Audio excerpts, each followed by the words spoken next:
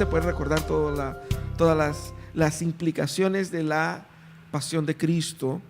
Y como hemos hecho, hablando este mes en el libro de Juan, terminamos con Juan 21, que dice ahí la palabra de Dios, de los versículos 15 a 19.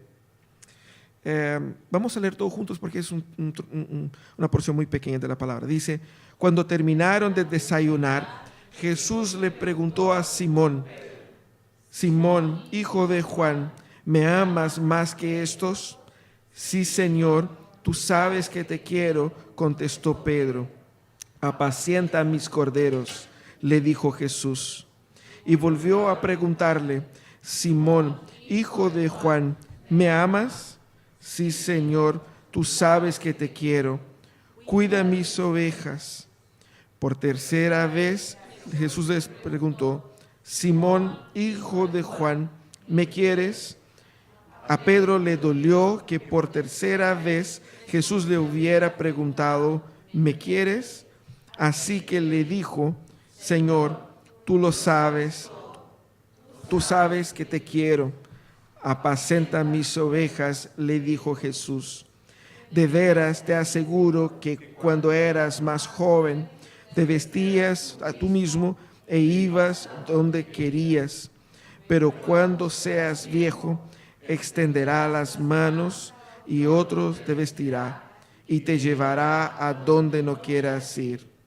Esto dijo Jesús para dar a entender la clase de muerte con que Pedro glorificaría a Dios. Después de esto añadió: sígueme.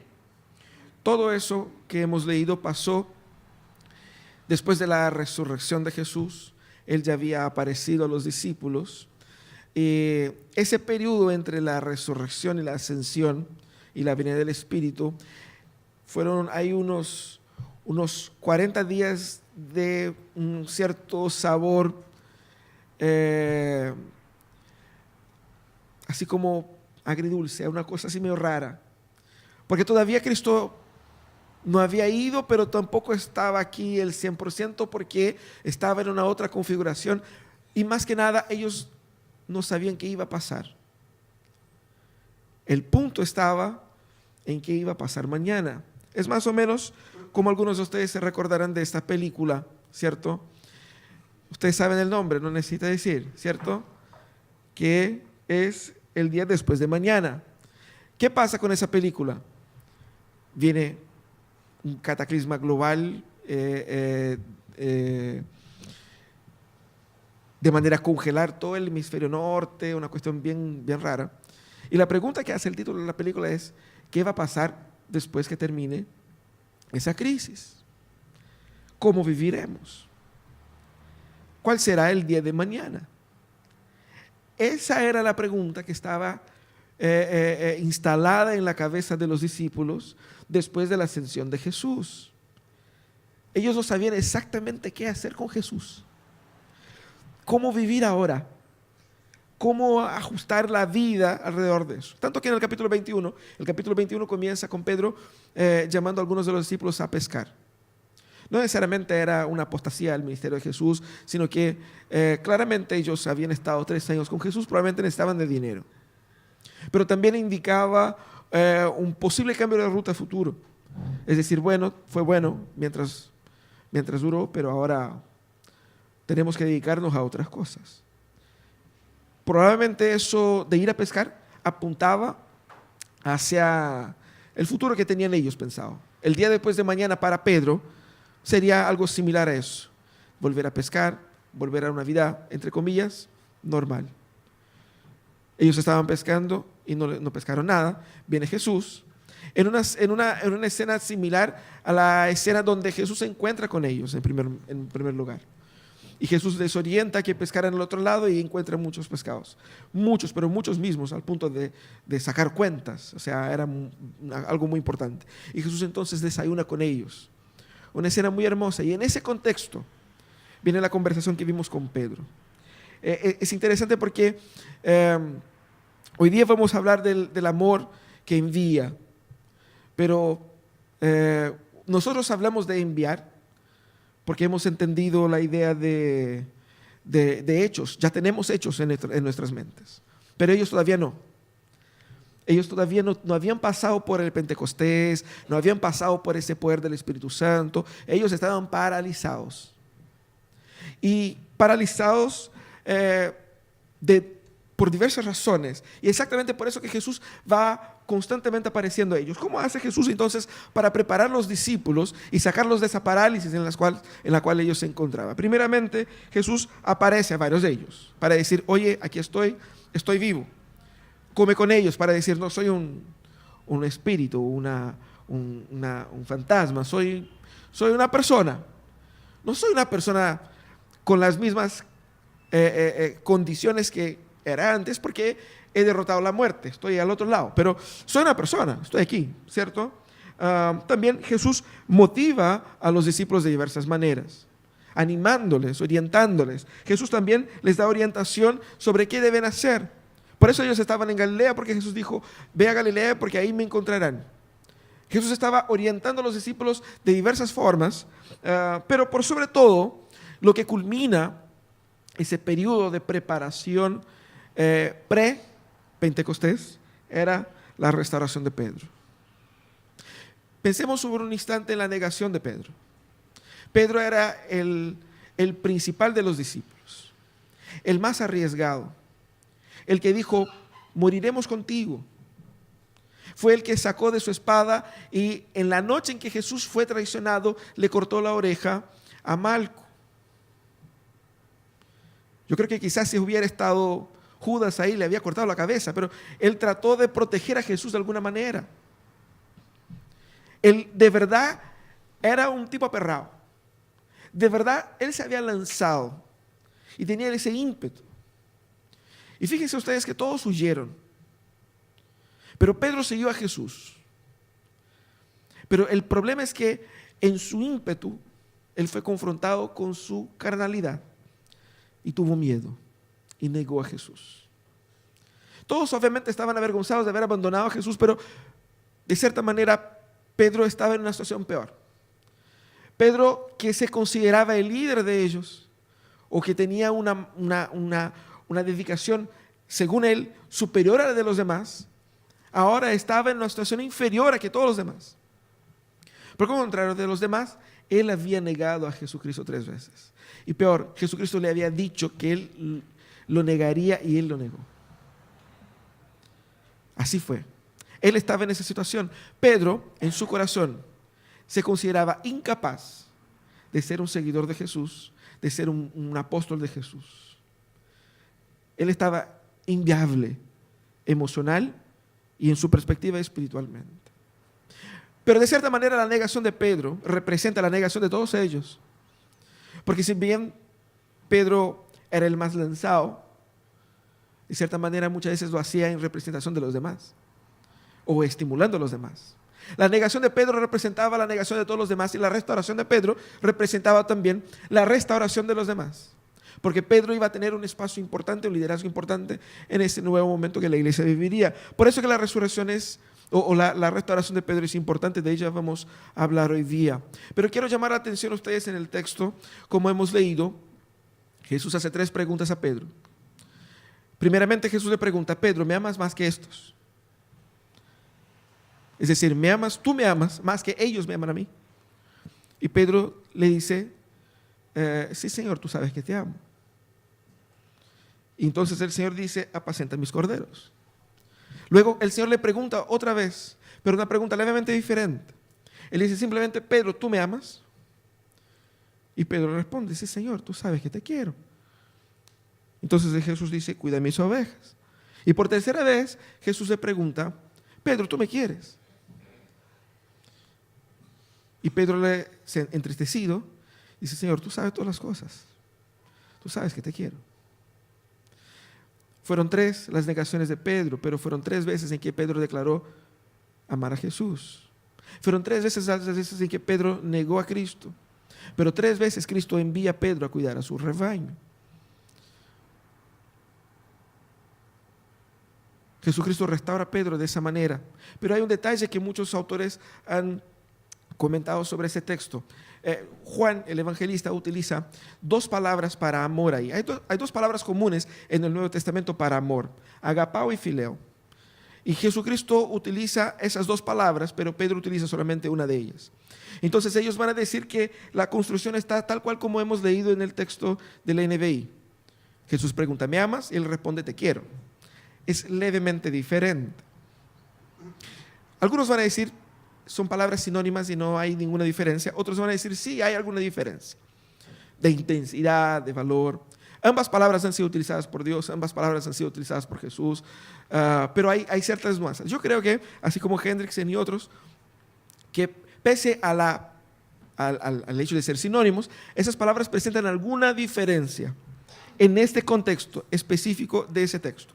Pero quisiera llamar a ustedes atención a algo que está en el texto para que entiendan la mente del escritor. Cuando el escritor construye ese diálogo entre Jesús y Pedro, él hace un juego con palabras. Él dice ahí, Pedro, ¿tú me amas? Jesús, en las palabras de Jesús, Pedro, ¿tú me amas? Luego Jesús responde a Pedro, apacenta mis corderos. Pero en la segunda pregunta Jesús dice, Pedro, ¿tú me amas? Utilizando el mismo verbo amar, agapao. Pero cuando Pedro responde que lo quiere, Jesús dice, en vez de apacenta mis corderos, dice, cuida mis ovejas. En la tercera vez, Jesús no le pregunta con la misma palabra agapao, sino con la palabra fileo. Pedro, ¿tú me quieres? Era la misma palabra que Pedro utilizaba para decir el amor que él tenía por Jesús. Y Pedro entonces responde, sí, Señor, tú sabes todas las cosas, sabes que te quiero. Pero Jesús entonces responde, apacenta mis ovejas. Parece que no tiene nada que ver con eso, ese juego de palabras. Pero cuando nosotros comparamos, vemos que hay una organización que él juega con las palabras exactamente para, a través de este diálogo, producir una hermosa combinación. ¿Qué significa eso? Significa obviamente que apacentar y cuidar están dentro del mismo campo semántico, así como corderos y ovejas. Y de cierta manera también el amor fileo y amor agapao. Pero hay un detalle aquí en ese texto, que Pedro no utiliza los dos verbos para amor, solamente Jesús. Y aún siendo sinónimos muy cercanos, hay sí la intención de Jesús cuestionar a Pedro dentro de sus propios términos. Con ese amor que tú dices que me amas a sí mismo. Por eso Pedro se entristece cuando Jesús le pregunta por tercera vez, ¿me quieres? Algunos dicen que la construcción sería, Pedro se entristeció porque en la tercera vez Jesús utilizó la expresión, ¿me quieres? Pero todo eso es el contexto en el cual es restaurado Pedro, restaurado para servir al Señor. ¿Por qué es importante la restauración de Pedro? Porque cuando Jesucristo restaura a Pedro, está preparando la iglesia para lo que viene el día después. Y el día después es el día que estamos viviendo nosotros. Hay un mensaje en la restauración de Pedro que nos afecta y que nos toca y que nos es necesario entender. En la restauración de Pedro nosotros somos desafiados, así como Pedro fue desafiado. Porque en la restauración de Pedro los demás discípulos son desafiados, no solamente él.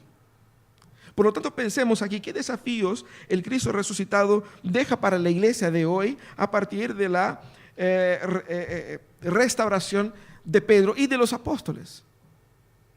Hay tres desafíos que vemos en ese texto. Lo primero es que Jesucristo, cuando restaura a Pedro, utilizando esas palabras, lo que él quiere hacer es encargar a la iglesia a personas restauradas. Pensemos por un instante en eso. Cuando él pregunta 3 veces a Pedro, le hace recordar a Pedro el momento más doloroso de su vida. Quizás Pedro hubiera preferido, oye, no hablemos de eso, es que todavía me duele, tengo vergüenza. Y ya no bastase con que esa vergüenza fuera tan pública, porque está en los 4 evangelios. Jesucristo conversa sobre ello indirectamente. La típica conversación, estás hablando de un tema, pero no lo dices directamente, pero todos sabemos. Es así como, es fome. Todos saben que están hablando de ello, pero nadie dice claramente. Y queda así como en el aire, así uno queda avergonzado. Jesucristo confronta a Pedro con su pecado. Jesucristo confronta a Pedro con su caída. Jesucristo confronta a Pedro con su propio corazón. Y eso es interesante. Lo hace 3 veces. Y es interesante que al confrontar Pedro, no lo confronta para humillarlo, no lo confronta para destruirlo, no lo confronta para decir, oye, ¿qué me hiciste? No lo confronta para decir, te dije. Aunque a nosotros nos gustaría eso. Nos gusta hacer eso, ¿no? Te dije. ¿Qué fue lo que te dije? Que me ibas a negar y no me creíste, ¿viste? ¿Por qué eres tan porfiado? ¿Qué tengo que hacer contigo? Jesús podría haber hecho eso fácilmente. No lo hizo. Porque Jesús amaba a Pedro. Jesús entendía a Pedro. Y Jesús sabía de los planes que él tenía para la vida de Pedro. Es lo mismo que hace con nosotros. Porque de la misma manera que Pedro, nosotros todos nos acercamos a Jesús con corazones que, al igual que Pedro, negaron y rechazaron a Jesús en su momento o a su manera. Nadie que es invitado a ser parte del reino de Dios, a ser hijo de Dios, llega impeque, perfecto. Todos llegamos destruidos por el propio pecado, destruidos por nuestra propia miseria. Y somos confrontados con Jesucristo con lo que somos. Pedro entonces, al reencontrarse con Jesús, es reencontrado con su propio pecado. Y Jesucristo no huye del discurso. Jesucristo va al punto y lo confronta en amor para restaurarlo. Eso es exactamente lo que Cristo hace con sus 12 discípulos. Ese es con sus 11 en realidad, ¿no? Eso es exactamente lo que Jesucristo hace con nosotros. Jesucristo construye su iglesia a través de personas que fueron restauradas. Pedro fue un hombre mejor porque fue un hombre apequeñado por su miseria.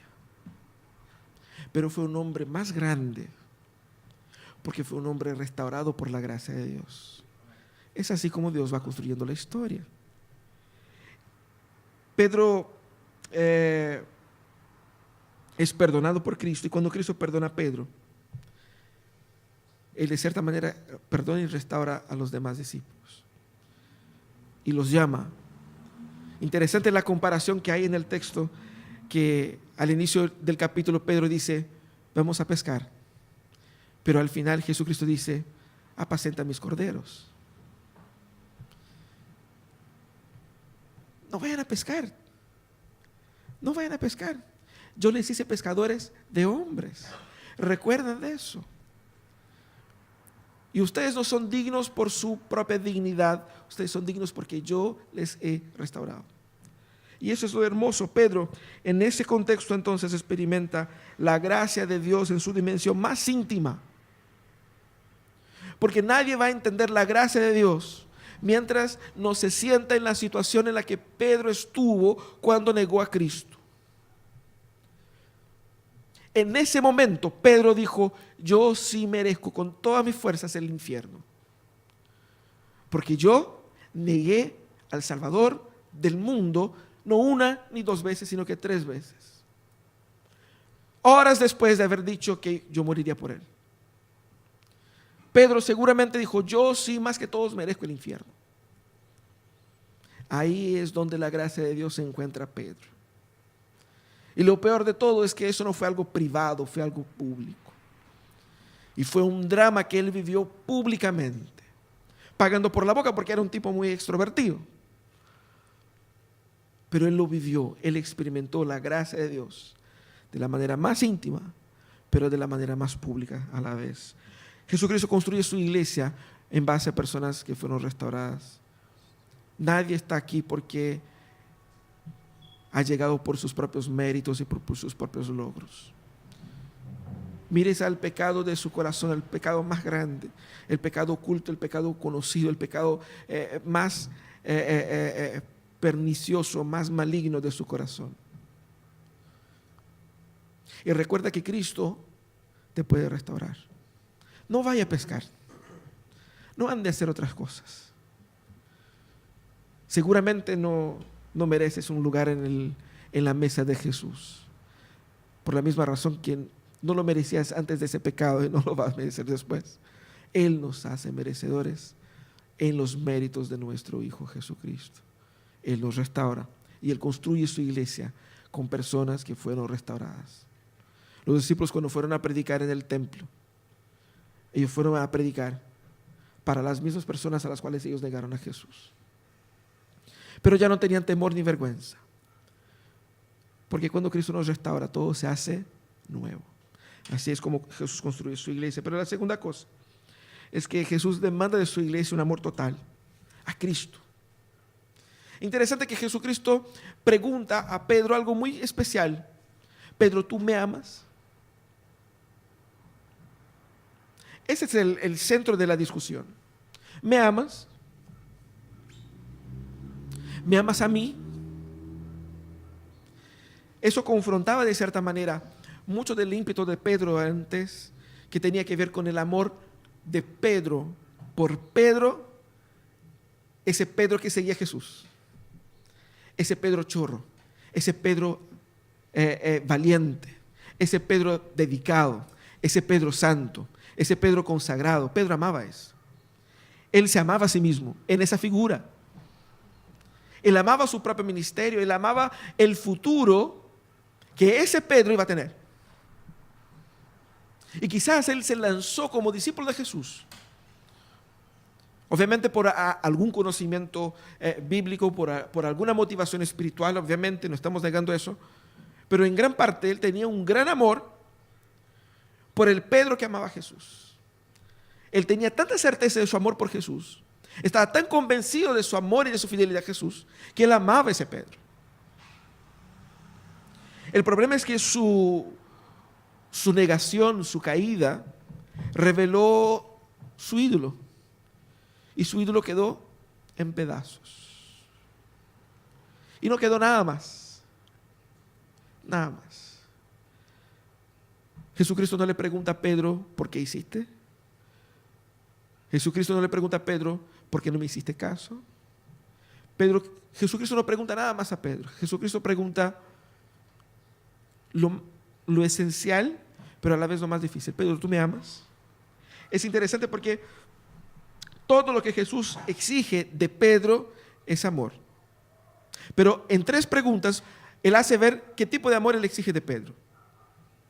Él exige un amor primeramente superior. Él había dado muestras de una dedicación superior a los demás. Y Jesús pregunta si él amaba a Jesucristo más que los demás discípulos amaban a Cristo, o si él amaba a Jesucristo más que él amaba a sus amigos discípulos. Y él dice que el amor que él tenía por Jesucristo sí era un amor superior. Y ante una declaración de un amor superior, Jesucristo lo comisiona: apacenta mis corderos. Luego Jesucristo le pregunta de nuevo, y en esa segunda pregunta Jesucristo no hace referencia a nadie más, a ninguna otra persona, y dice: Pedro, ¿me amas a mí? Indicando la necesidad de que el amor de Pedro por Jesús fuera no solamente un amor superior, sino un amor singular, solamente a Cristo, un amor que no es dado a ningún otro. Jesús le pregunta eso a Pedro, y Pedro le responde que sí. Tú sabes todas las cosas, tú sabes que te amo. Tú conoces la dimensión de mi amor, y yo no quiero vender la pomada aquí, no quiero decir que yo soy el más. No, yo te amo, y tú sabes lo tanto que te amo. Y no te voy a engañar, pero te amo a ti. Un amor singular. Cuando Jesucristo pregunta por tercera vez, el dolor en el corazón de Pedro quizás estaría porque en esa tercera pregunta estaba el concepto de que ese amor que tienes por mí es un amor verdadero. Está bien que digas que es un amor superior, está bien que digas que es un amor singular, pero es un amor verdadero, es real. A lo que Pedro responde sí. Pedro responde que sí a las 3 cuestiones, independiente de la palabra que utilice. Pedro responde que sí, pero Pedro responde sí, tú sabes que te amo. Él utiliza el conocimiento del Señor como prueba, como validación de su amor por el Señor. ¿Por qué Jesús pregunta a Pedro si Pedro le ama? Porque lo que Jesús exige de sus discípulos, más que cualquier otra cosa, es un amor superior. Porque Jesucristo mismo dijo, cualquiera que pone la mano en el trabajo y mira hacia atrás, no es digno de mí. No se puede servir a dos señores, el amor tiene que ser singular. Pero tengo que amar a Él por sobre todas las cosas, tiene que ser un amor de una manera única, de una manera plena, de una manera completa, de una manera superior. Pero Jesús también dice que ese amor debe ser un amor dedicado a Jesús desde lo interior, no a través de obras externas, no a través de palabras. Jesús demanda eso de sus discípulos y eso es lo que Jesús está cobrando de Pedro. Jesús va en el meollo del problema, en el centro del problema y dice, desde ahí yo te restauro. ¿Cómo restaura Jesús a Pedro? Recordando a Pedro que lo que él necesita es únicamente amar a Jesús. Él no es perfecto, no alcanzará la perfección.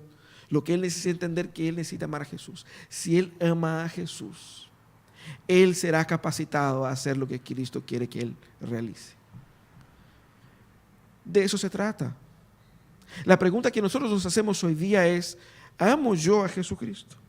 ¿Qué tanto? ¿Cuál es el nivel? ¿Cómo he crecido en mi amor por Jesús? ¿Será que mi amor por Jesús es un amor de canciones? ¿Será que mi amor por Jesús es un amor simbólico? ¿Será que mi amor por Jesús es un amor religioso? ¿Qué tanto es mi amor por Jesús? El amor que Jesús exige de Pedro es un amor superior al amor de Pedro por su familia, es un amor superior al de Pedro por su propia religión, es un amor superior al de Pedro por el Pedro que él amaba antes.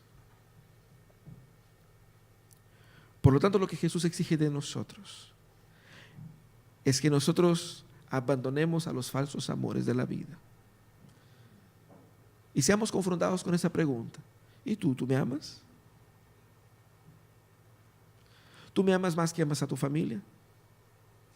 ¿Tú me amas más que amas a tus habilidades? ¿Tú me amas más de lo que amas a tu carrera, a tu apariencia, a tus bienes, a tu historia? ¿Tú me amas más que todos estos? No podemos ser discípulos de Jesús sin un amor total, integral, superior, singular y verdadero por Jesucristo. De eso demanda Jesucristo. Pero Dios, interesantemente, Dios no exige de nosotros un amor superior al amor que nosotros no podemos dar. Jesucristo demanda de nosotros un amor que nosotros sí podemos dedicarle a Él. Ese es el punto. La ilusión que muchos evangélicos tienen de que lo que Dios exige de mí es superior a lo que yo puedo entregar, por lo tanto, entrego lo que puedo, no es bien así. Todo lo que puedo entregar es lo que Dios exige de mí. Y yo puedo entregar más de lo que estoy entregando. Yo puedo amar más. Ese es el punto. Y la búsqueda por aprender a amar más de Jesús es el caminar del discipulado. Pero en tercer lugar, nosotros vemos en ese texto que Jesús no solamente encarga a la iglesia a personas restauradas, no solamente demanda de la iglesia un amor total a Cristo, pero en la parte final del texto, es un texto medio enredado y poco entendible, pero básicamente lo que Jesús dice es, Jesús envía la iglesia a un modelo de discipulado sufridor. Primero, Jesucristo dice que Pedro debiera apacentar sus ovejas, cuidar su rebaño. Interesantemente, aquí comenta Hodge que Jesucristo no utiliza sustantivos, sino que verbos. Apacentar, cuidar, pastorear, alimentar. En vez de ser pastor, ten un cargo o ten una función o un oficio. Le da más bien tareas más que un cargo específicamente. Pero también a la parte final, siempre apuntando hacia servir al rebaño, el rebaño que no era de él, sino que un rebaño que era de Cristo, porque dice las 3 veces, mis ovejas, mis corderos. Jesucristo al final dice en ese texto del versículo 17, 18, que antes, cuando niño o cuando joven, cuando eras más joven, ibas hacia donde querías. Hacías lo que querías. Quizás apuntando un poco a la forma, ¿cómo se dice?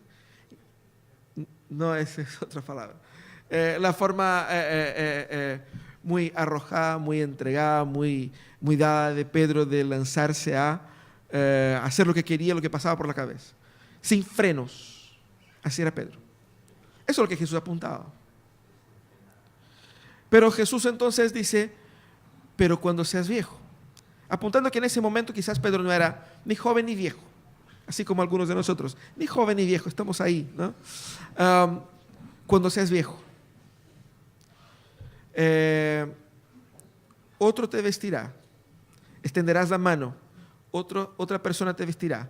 Y te llevarás hasta donde no quieres ir.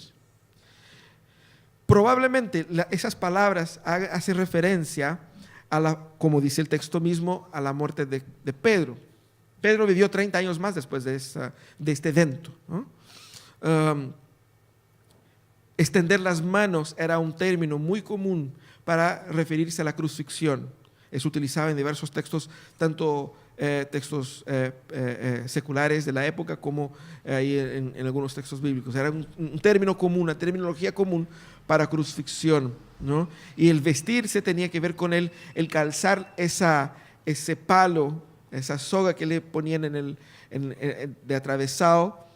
El condenado literalmente era vestido con ese palo que le armaban aquí, le ponían en las espaldas, y entonces era dirigido, era guiado hacia el lugar de crucifixión.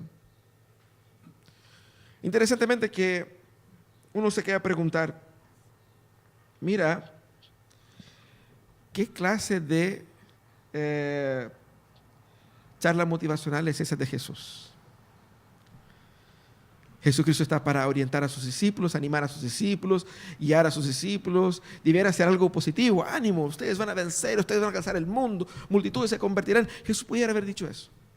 ¿Por qué Jesús no dijo, en Jerusalén más de 3,000 personas se van a convertir en tu primer sermón? Ellos estarían así como, así que vamos. Después 5,000 y después una multitud.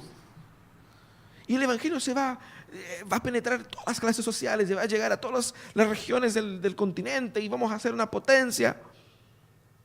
Jesús no dijo nada de eso. Lo que dijo Jesús es que, Pedro, vas a tener el privilegio, el honor de glorificar al Padre con ese tipo de muerte. Interesantemente que el mismo Pedro que negó a Cristo iría a morir como Cristo para la gloria del Padre. Porque se utiliza ese mismo término para Cristo. Cristo murió para la gloria del Padre, así como Pedro iba a morir para la gloria del Padre. Interesante cómo Jesucristo motiva a sus discípulos a la realidad del discipulado cristiano, que es un discipulado que no solamente incluye dolor, sino que es el camino de dolor, es un camino de sufrimiento. Es así lo que Jesús está hablando. No hay otra interpretación de ese texto. El discipulado de Jesús para su iglesia es un discipulado sufridor. Es tan así que en muchas ocasiones Jesucristo dijo claramente que aquel que quisiera ser su discípulo debiera tomar su cruz. Y por cruz él no hacía referencia a la suegra, no hacía referencia a tener que trabajar en un lugar donde no quieres, ese es mi cruz. No. Por cruz él estaba hablando del camino de sufrimiento, del camino de privación, del camino de dificultad que el discipulado verdadero de Jesucristo conlleva. A eso apuntaba Cristo. ¿Y por qué Jesucristo apuntaba hacia ese tipo de discipulado sufridor? Porque claramente el discípulo no está por sobre su maestro. Claramente el camino de Jesús, que incluía sufrimiento, hacía ver que a través del sufrimiento Dios era más glorificado en la vida de ellos. Porque ellos ya no vivían para sí mismos. Porque todo el amor de la vida de ellos era de Cristo.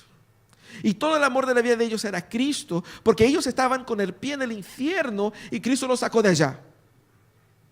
Vidas restauradas, que aman a Cristo más que todas las cosas, están dispuestas a sufrir por Cristo. Esa es la base, el ADN de la iglesia. La iglesia es constituida por personas restauradas y que por ser restauradas por Cristo aprendieron a amar a Cristo por sobre todas las cosas, y amando a Cristo por sobre todas las cosas están dispuestas a ir hasta donde tengan que ir, sufrimiento incluido. Ese es el ADN de la iglesia. Interesantemente que Pedro entendió eso, tanto que escribió futuramente en su libro de 1 Pedro lo siguiente: para esto fueron llamados, hablando a los creyentes de la dispersión, porque Cristo sufrió por ustedes, dándoles ejemplo para que sigan sus pasos. Fueron llamados para ese tipo de discipulado sufridor. Y muchos siglos después, Dietrich Bonhoeffer, que sufrió también persecución, sufrió también el martirio, de cierta manera, escribió lo siguiente: el sufrimiento es, pues, la característica de los seguidores de Cristo. El discípulo no está por sobre su maestro. El discipulado es sufrimiento.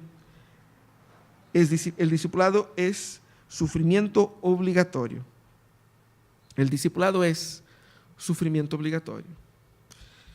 ¿Por qué nosotros estamos hablando de eso cuando estamos hablando de la serie Amor?